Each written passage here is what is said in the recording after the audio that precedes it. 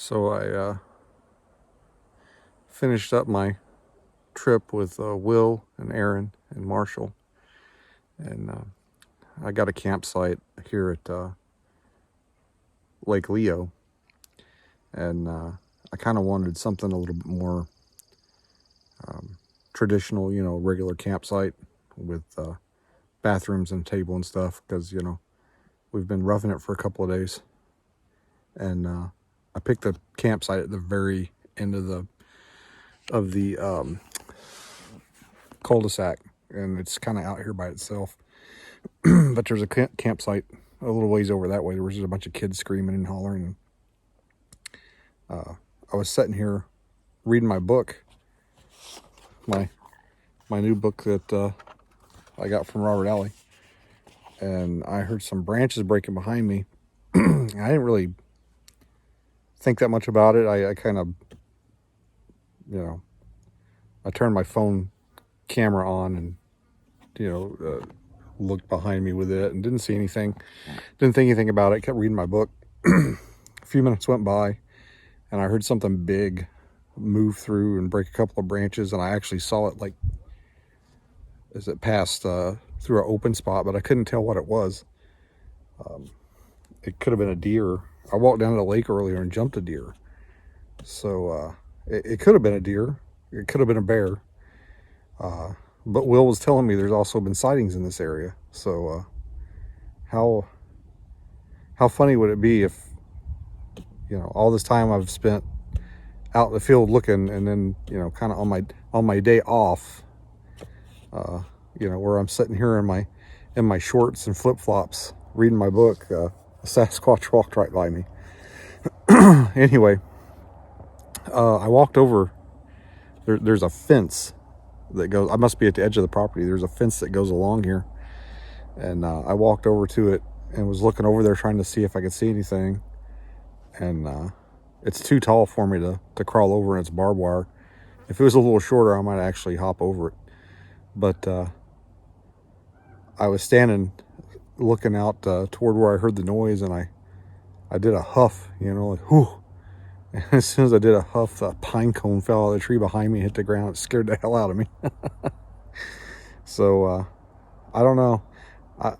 I think I'm gonna set an extra trail camera up tonight, looking in that direction. I don't know what it was. It was probably a deer, but it sounded pretty big. Who knows? But I can't get away from it. Like I said, there has been sightings on this lake, but I think they've been across the lake on the other side, where not where the campground is, but the edge of the property where I'm at here, you got to cross the highway and keep going that way, and it's literally right where we just were, where we had the activity and where we filmed Bigfoot Encounters of the Pacific Northwest. It's just a few miles that way, easily within the range of a large animal. So who knows? If they want to get to the other side of the lake, they would probably have to come right through here.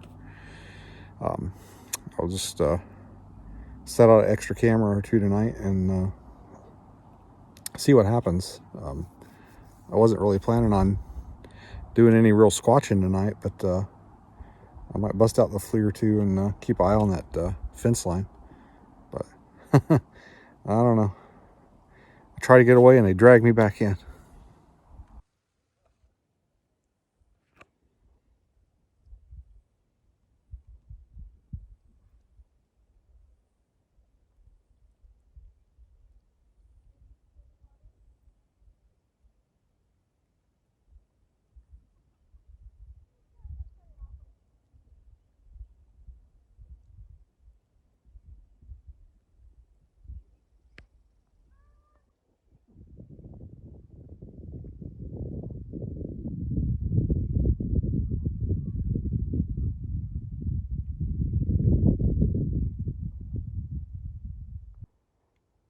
Just hang out and camp with my little buddy here.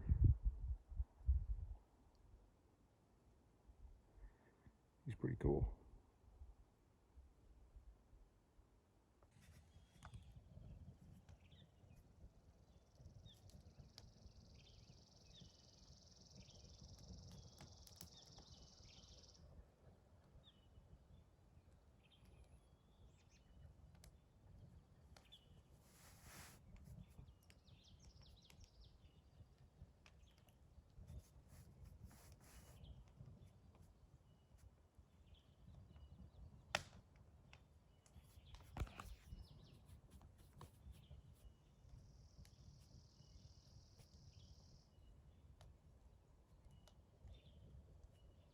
So my time at Lake Leo is over. I didn't really have anything too squatchy happen. That first day I was here, I heard that noise down in the fence line next to my camp, and after that I saw a couple of deer down there, so I kind of thought that's what that was. I actually set a camera up down there, and I checked it this morning. I just let it run for the couple of days I was here, and last night I saw a deer like pass right in front of my trail camera, and I thought, oh, at least I'll get some nice footage of a deer. And I checked it this morning, and there was no video on it whatsoever. So I'm hoping the deer had like passed under the motion sensor beam. I hope there's nothing wrong with the camera. I did some FLIRing on the other side of the lake where the sightings were supposed to have happened. I didn't see anything.